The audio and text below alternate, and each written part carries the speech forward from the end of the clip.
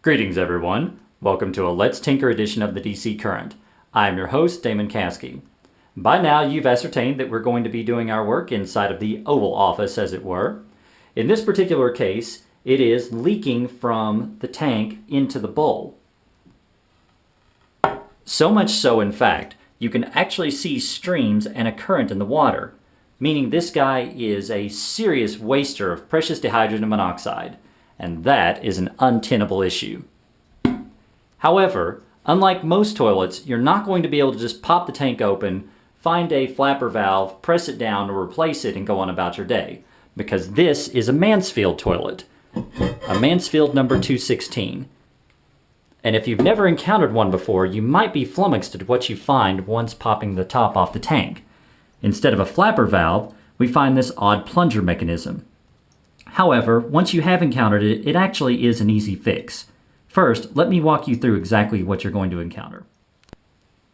Here we have our Mansfield flush valve repair kit. This will better let me explain exactly how it works and what tends to go wrong. First thing that you'll notice is that there are actually two gaskets in play here. Now this larger black gasket you usually don't have to worry about, and if you did, you'd have to take off the entire tank of the toilet. That's because the mechanism is held in place by a lock nut that presses against this black gasket, forming a seal against the bottom of the tank that prevents water leakage. When the flusher arm is manipulated, this plunger is lifted away from the smaller and more troublesome orange O-ring gasket. Now this O-ring gasket is more or less just seated inside of a groove. When the water level in the tank drops low enough, the plunger falls back down, theoretically sealing itself against this O-ring and stopping water from going into the tank.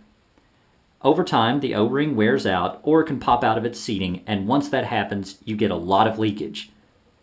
So, the only thing to do is to replace our rubber O-ring, and since we do have this entire mechanism to deal with, we might as well replace the plunger while we're at it.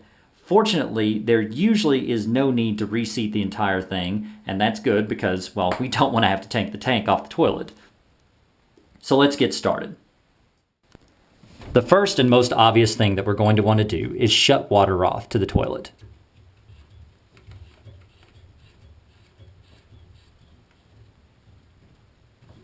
Once the water supply is cut off, flush the toilet. And keep the lever depressed to make sure all the water is drained. Now the camera may not be able to show it, but I can see very clearly that the orange O-ring is very faulty in this case. But just to verify that our black gasket, the seating gasket is, the seating gasket is okay, we're going to want to take a look in the bowl here. And everything looks good. We could put a little bit of food coloring into the tank to make absolutely certain, but I don't think that's going to be necessary. The next step is to remove the old valve. First, pull out the filler hose and we'll just set it aside. Next thing is just unscrew this little top. There's nothing much to it. It pops right off. Now we're going to want to lift the old plunger out of place. Just going to slip it off the lever valve there, the lever arm there. Lift it away, and I'm going to set that aside. You can see the old O-ring there, and it is in absolutely terrible, terrible shape. So we'll set that aside as well. That's our faulty part. Now I'm going to take out the new kit. We have our new gasket in hand, but that's not going to do us much good if it's seated incorrectly. Two common mistakes are to simply lay it against the plunger mount or to press it all the way against the second groove. Both of these are incorrect.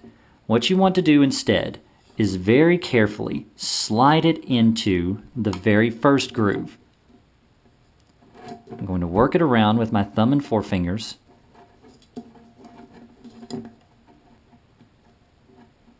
just wanted to get it nice and snug inside of that first groove, and it should, there we are. You'll know you've done it right because the gasket will actually lay perfectly flat. Now we're going to repeat this process except inside of the bowl.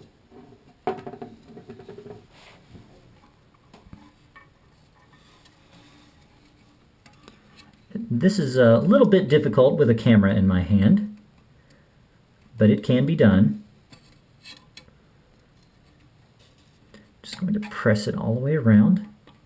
And now again, just like in our practice run, I'm going to very carefully work it around with my thumb and forefinger.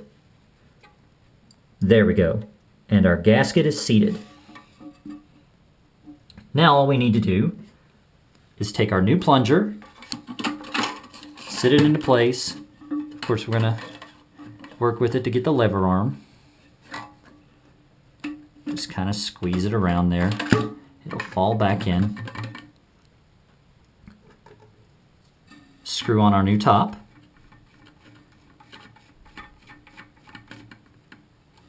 Replace our filler hose.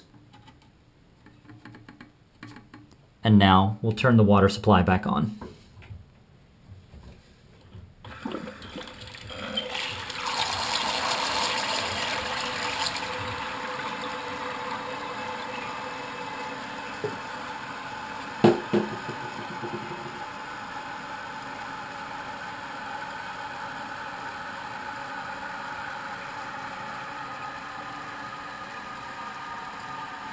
If we want to make it fill just a little bit faster for this test, we'll pull out our filler valve.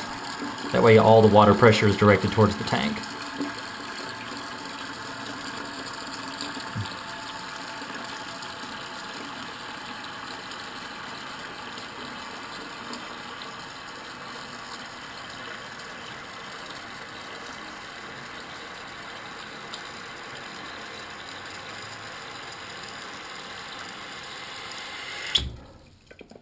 All right, so now we'll replace the filler hose again. We'll check inside the bowl, and look at that. Still is a mill pond, exactly like what we want. We'll do a test flush.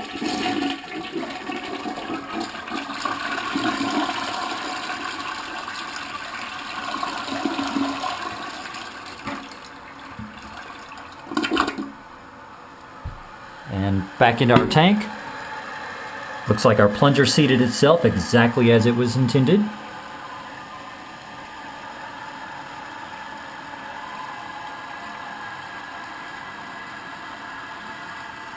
The tank is filling quickly.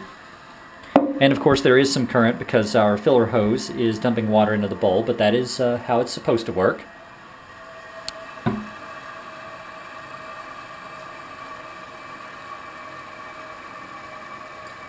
We'll wait for the tank to fill up one more time.